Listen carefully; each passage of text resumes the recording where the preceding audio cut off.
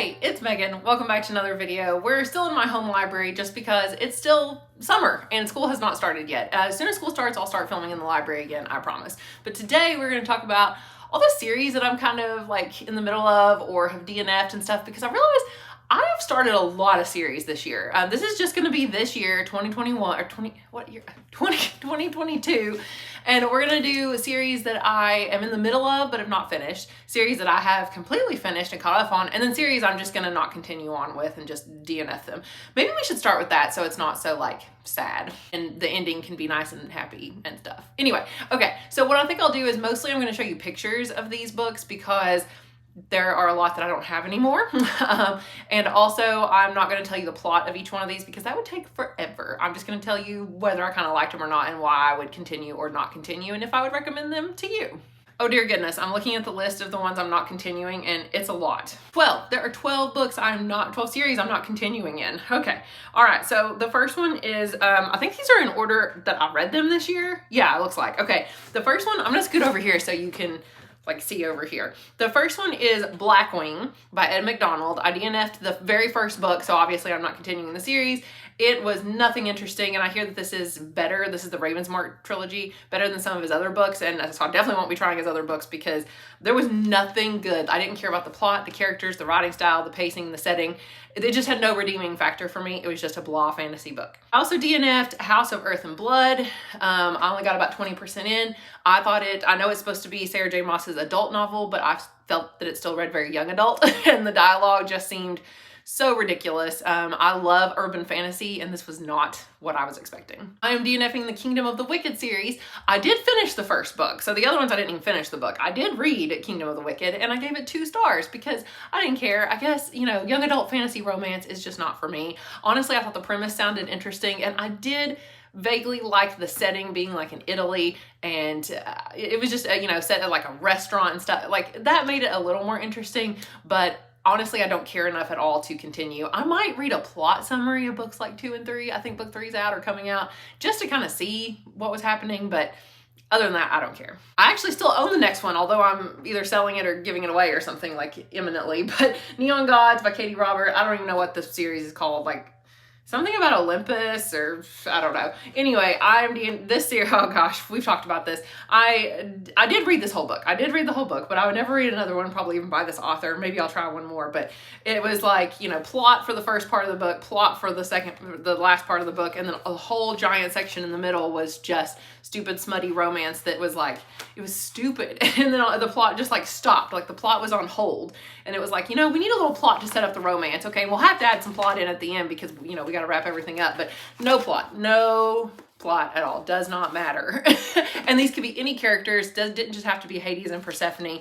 That really annoyed me because I like Greek mythology, but this could have been anybody and the plot would have worked. Next is Amari and the Night Brothers by B.B. Alston. I did complete the first book and I thought it was very mediocre. I think I even gave it 3 stars, but it was like, everybody says it's not Mission Impossible. What's it called? You know, Men in Black. There we go. Men in Black meets like a fantasy like Nevermore or something. And it was very much like Nevermore to me, except it was very fast paced. Like there was too much fantasy happening too quickly and too much world building, if that makes any sense. It was just, it was very unrealistic. Obviously this is going to be unrealistic, but it was like too unrealistic. At least Nevermore, you could feel like you were getting slowly drawn into the world like the character was. And this was just like, whoa, let's just do crazy things right off the bat. And I didn't really care about anything that was happening or the main character. The next series is my most disappointing read of the year as well. I loved the Ruin of Kings. Well, I wouldn't say loved. I very, very much enjoyed this. I gave it 4 stars and it was very complex and I could not wait for book 2. It was huge. You know, I spent a lot of time and I really tried to invest into this world to learn all these names and places, and this took forever to read. Look at how many words are on these pages. I mean, seriously guys, this is insane. These are humongous pages. There was appendices in the back and pronunciation guides and timelines, and family trees, you know, just all that crap. So I really invested a lot of time. So therefore I really hope the series got even better. And book 2 was so bad because it followed a totally different main character. And I know that supposedly book 3 goes back to the other character, but then I also read online that none of them are really as good as book 1 from to a lot of people. So I was just so disappointed and I think I'm just gonna maybe just give this one away too. Sadly, I am DNFing the Farseer trilogy. I read the first one, Assassin's Apprentice. It was not good. It was just very slow, just very, very slow. So slow. But not as slow as book 2, where literally nothing was happening. Nothing. And that is just not for me. And I know people give these books like 5 stars, and I don't know why, because nothing was happening, not a single thing. So I couldn't stand it. There's I guess it's world building and leading up to even the other trilogies that she has and all that, but I will never read another like Fitz book. These are like the Fitz, follows him. But I might try her like Live Ship Traders, The Ship of Magic. I did buy that book. So if it doesn't follow Fitz, maybe I'll enjoy it more because it's more like a bigger cast of characters and things and multiple points of view, whereas this is just the one character and nothing interesting is happening to him. So this is the second time I tried reading this book, by the way. I DNF'd it the first time I tried reading it, and I actually did make it through this time only because I was listening to the audiobook, but this was just not for me. Next was I read A Pinch of Magic. I don't even remember the author's name. Maybe Michelle Harrison. I could be making that up. I don't know. But it'll be here on the screen. It was fine, but it's not what I expected. I don't know what I expected. Whimsical, fun. Honestly, I didn't really read the plot synopsis, and so that's my fault because I didn't know what the plot was going into it. It was not as whimsical and fun as I thought it was going to be. I just wanted another Nevermore, like, middle grade novel. This is middle grade, obviously. But it was fine, but I don't think I will ever read any more in the series. Another book that was fine, and I actually pretty much enjoyed the first half, but then it got too long, was The Dark Days Club. This book I read randomly because of the video that I made that was a scavenger hunt, and I had to find a book with the word day in the title. This wound up being one of the ones on my TBR, and I was able to get a hold of the ebook. So it was fine. The first half, like I said, was really good. I don't really read much historical fiction, but because it had like a supernatural element, I enjoyed that, and I enjoyed sort of the main character, that kind of also maybe the love interest. I think there's going to be more of that later on. So that would be the only reason I would continue, is because the guy that's the love interest is sort of also, you don't know if he's bad, he's kind of morally gray. At first he seems like he's the bad guy, and then now he's going to help sort of tutor her and train her and stuff. And there's monsters and stuff in this world, and it's very strange. The magic system was odd, and everything was very slow and drawn out. And I know historical fiction is sort of a little more like that, and so it just wasn't really for me. I gave it like 3 stars, but I don't think I'll continue. Okay, 3 more books that I'm not continuing the series. That is the Atlas 6. I did not even finish this book. I DNF'd it. I've already mentioned this in another video. It's not for me. It was boring. I didn't care about any of the characters. I don't know why I would continue reading it. The next to last series I will not be continuing is One of Us is Lying by Karen McManus. I read this for another video course, which was reading the most popular book in my school library, this being this one, obviously, for like, I think 2 years running now, and it's a TV show now and all that, but there is a sequel called One of Us is Next, but I will definitely not be reading it because I realized that this is more just young adult realistic fiction with like teenagers dealing with their problems rather than a mystery. The mystery I did not feel like was the heart of this novel, not as much as just everything going on in the kids' lives, and so I just didn't care. And the last series I will not be continuing is the Lightbringer series by Brent Weeks, the first one being The Black Prism. I bought this used for like $7, and I feel like it was still a waste of $7 because I DNF'd it. I think I got maybe like 200 pages in or something, and I was not a fan. I don't think I've talked about this in a wrap-up or anything yet, but there was just nothing interesting about this book to me. The magic system, I loved the idea of it being about colors. That's what drew me into this, honestly, but it was, I don't know how to describe it. It's like it was cheesy, and the magic system was more at the heart of the novel than anything else, and the author was like, ooh, look at all these things they can do with this magic, and I don't know, it's not, I wanted like Game of Thrones or something, and this just wasn't it. So I will not be continuing with this series, obviously. All right, next, let's talk about series that I want to continue, but I, obviously am not finished with yet. The first is the Something Dark and Holy trilogy. So last year I read Wicked Saints at the end of the year, and then I also read Ruthless Gods, I think at the beginning of this year. Yeah, so I'm almost caught up because all I have left is Blessed Monsters. What a trilogy this is. This has been a whirlwind. I very much enjoyed Wicked Saints. I actually really recommend this book. It was a very sort of like cold, dark, bloody fantasy with some romance, although I wish the main character wound up with a different love interest, but I don't think she's going to. But it was not, yeah, it says it's a snow frosted, blood-drenched fairy tale, dark, bloody, and monstrously romantic, gothic. I really enjoyed it. It's young adult. I did not know it was young adult when I bought it, but I liked it. I thought it was very pretty. I ordered it for the school library. I always recommend it to students. This book was ridiculous. This book was stupid. Like, the plot made no sense. What the characters did made no sense. You're like, why are they doing this? Why would this one character even be going with them on this journey? Like, it was just stupid. The plot just didn't make any sense. And it was like trying to be over the top goth and bloody and dark, and just ridiculous things were happening. So I have very low hopes for this one because I feel like it's going to be about the same, but maybe the other one just suffered from middle book syndrome and maybe this one will be better. So I am going to finish this hopefully probably this winter because these feel like very wintry books. So the next series I'm actually halfway through is the Books of Babel series. Clearly I knew I would like them once I realized I liked them. I went ahead and bought all of them. Oh, sorry, my watch just went off. So I did read Selena Sins last year and thought that it was like I think I gave it like 3.5 stars. It wasn't what I thought it was going to be. Honestly, I didn't enjoy it as much as I expected. I thought about not even continuing the series, but then this year I went ahead and picked up Arm of the Sphinx anyway, and I got COVID in May and had to stay off of work for, some time. And while I was sitting at home, I read this book and I loved it. It was so good. I gave it 4.5 stars. I only didn't give it 5 stars because I thought the plot was just really, really weird. But it was so intriguing. The storytelling, just the way the author weaves it together was amazing. You just were on the edge of your seat. Even though this is not a mystery, you still felt like every scene had so much tension that you could not wait to know like what was going to happen next. Loved it. So I've heard that the third book, The Hod King, is the best in the series, and it's very long. And so I've actually been putting off reading this because I'm going to love it so much. It's over 550 pages. If it's better than Arm of the Sphinx, then it's going to be definitely probably like one of my favorite books of the year for sure. Like maybe of all time. This series might become one of my favorite series of all time if it goes well. Now I hear very mixed reviews about book 4, but I went ahead and bought it, of course. The Fall of Babel, very, very large. And I'm going to hopefully read this year too. I might still spread these out. I don't want to power through too much because sometimes that can be bad if you power through and you aren't a huge fan of it or something, you just get burnt out. You just get burnt out on it sometimes. So I'm going to at least read this one hopefully very, very soon. Next is Society for the Paranormals by Fareed Hassani. I've talked about this book many times, so I'm not going to talk about it again, but I've read the first 2 in the series and I enjoyed them. They were fine. They remind me of like Elizabeth Peters books somewhat, if you've ever read anything by her.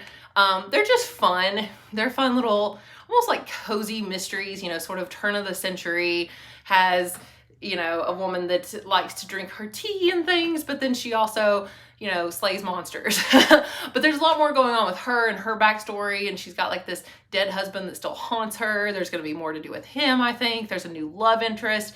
She's living in Africa now. They're going on adventures. It's just a fun little romp, and there's 10 books in the series.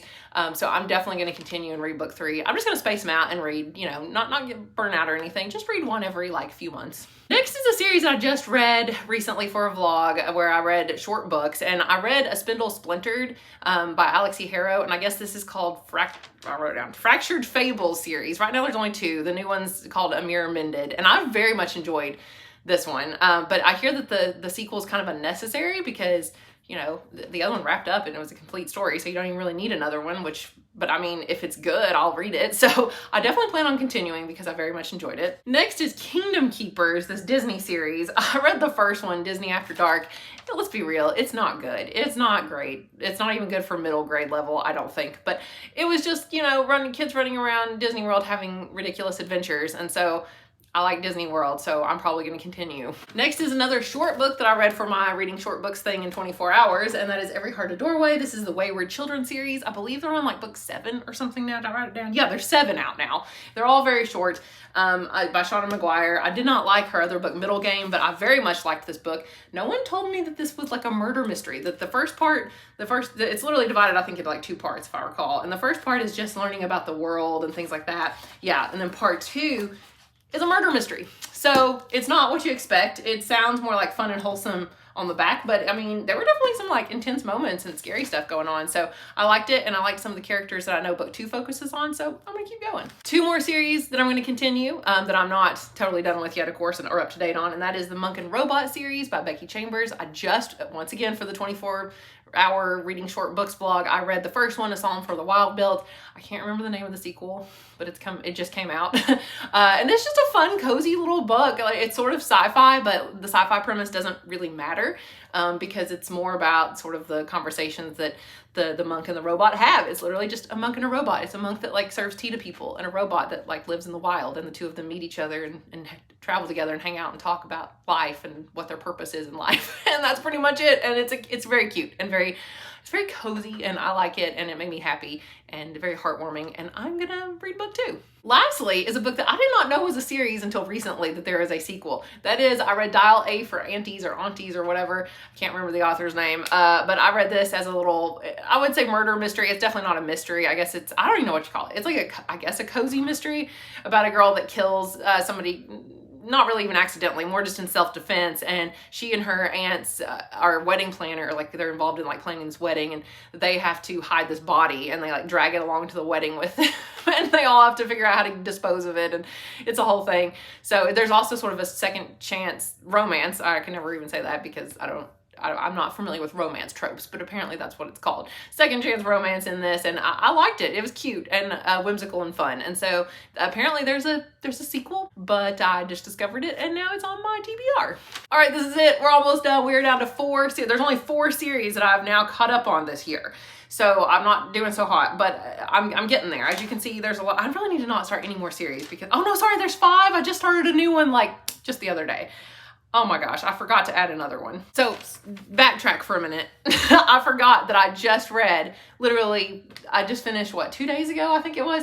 N.K. Jemisin, I finally started the Broken Earth trilogy, and I read the first one, the 5th season, there we go, I couldn't think of the name of it. I really, really liked it, like a lot. Like it was really, really good, like 4 stars at least, for sure, maybe 4.5. It was a little odd, but really, really good, great storytelling. There's some really interesting things like, you know, everybody knows about, it's got like second person point of view and stuff in it. And the world building was amazing. So I just started the second one, The Obelisk Gate, and I'm not as huge a fan of that one, but I think the third one will probably be really good to wrap up and finally give me answers about everything that I want, because there's a lot of mysteries going on in this thing. I don't know what's going on. It's very post-apocalyptic, set way, way in the future. And I kind of want to know like what happened to like our civilization and see how they're going to get back to like more like our times and save their world because of climate change and stuff like that. Anyway, I'm also in the middle of that series and we'll be continuing it. Now let's talk about the 4 series that I'm caught up on. The first is Nevermore by, Jessica Townsend. There we go. I read Nevermore last year. I read Wondersmith last year. And then this year I read Hollowpox. I loaned it to my mom, so I don't actually have it with me. She's reading the series now too. But I just finished this one this year. So I'm caught up on the series and ready for book 4 to come out, because I thought book 4 was coming out this year. I was so wrong. I thought it was coming out in like October or something. I was so excited. It's October of next year. I also completed the Villains series by V.E. Schwab, which is only 2 books, Vicious and Vengeful, but I finished reading Vengeful this year, I read both these this year, didn't I? Yeah, these are like my favorite books of the year. These were absolutely amazing. 5 stars, favorites of all time, and my husband's actually getting ready to read Vengeful, which he has my copy somewhere and I couldn't find it, so that's why I'm just showing you Vicious. Next, I finished a little duology, young adult fantasy. I read Ray Bear last year for summer reading for school because I had to read it. Because I was leading a book discussion on it, and I really enjoyed it. It's one of the best young adult, it might be the best young adult fantasy book I've ever read. Probably is, yeah. And so I read the sequel, not as good as the first one, honestly, because where the first one leaves off, like you kind of know what's going to happen in the second one, and you're waiting for it to happen. You think it's going to be like the whole plot of the second one, but it's not. It's like, it's rushed at the end, like the part you're waiting for. I can't even give away what it is, but the thing you know is going to happen doesn't happen till like here, or even like just the very last little bit. Like, I think it's even called like part 4 or something. It's like, it's divided up, but, or maybe it's right here then. Yeah, here it is, part 5. So this is the part you're looking forward to. And so this is a bunch of stuff you don't necessarily care about. And you're like, why is this random drama in there? And they send the love interest away so that there can be some other weird stuff going on. And anyway, not as good, but she did spend her entire life pretty much getting ready to write her first book. And then she had to hurriedly write the sequel. So I can understand that, but I would definitely read more from this author because these were really, really good. The world building was amazing. It was like Game of Thrones level of world building, but in a young adult novel. Okay, we're on to the last series. This is it. We're done. The Mummy. I finished the Mummy trilogy I say trilogy, I guess it was maybe originally going to be even more. Well, originally it was just one. Like, Anne Rice was only going to write one, I think, of The Mummy. I don't think she really ever intended to write more. Funny story, you know, she actually wrote this to be a screenplay. It was going to be a screenplay. She had the idea. She approached some, like, directors in Hollywood. They turned it down, and she's like, you know what? Fine, I'll just write it as a book instead. So instead of making it into a movie, she wrote a book. And it's really good. It's one of my favorite Anne Rice books ever. Right up there with, you know, Interview with the Vampire, The Witching Hour, of course, is one of my favorites. But The Mummy's really, really good. And I skimmed through that one again this year to prepare for the third one. I also I entirely reread the second one, which she wrote with her son. Her son actually did more of the writing. She kind of came up with the concept, and he more or less wrote most of it. Or so he says in an interview in a podcast, or like a podcast that he has that I listen to. The third one, this was the one that just came out this year. It's very short. It obviously just came out in paperback, and that was it. But it was good. I liked it very much. I think I gave it like 4 stars. Yeah, I mean, it's still Anne Rice. It's still good. So it's sad because, of course, this is her last book since she passed away, and that's like the saddest thing that's happened to me this year. Oh, I can't believe it. Because Anne Rice is my favorite author, you know, of all time, ever. But anyway, so I did finish the series, and obviously there's not going to be any more unless her son decides to continue. You never know. Well, now that I have books all over the floor and have made a mess, I'm going to get out of here and get some lunch. So thank you guys so much for watching. Wish me luck with continuing these series. I've got to keep continuing now that I've got so many. I know last year I did a series wrap up or something similar in like a, you know, end of year wrap up or something. And I was only in the middle of a few series, like 3 or something, and that was it. Not so good this year. I'm in the middle of a lot of series, so and I didn't finish that many. So I really, really need to focus on finishing these series before the end of the year. Maybe that'll be my goal before I start any new ones. So fingers crossed. I mean, we all say that, I know, but I'm really going to do it. So I will keep you updated, and I will talk to you guys again later. Bye.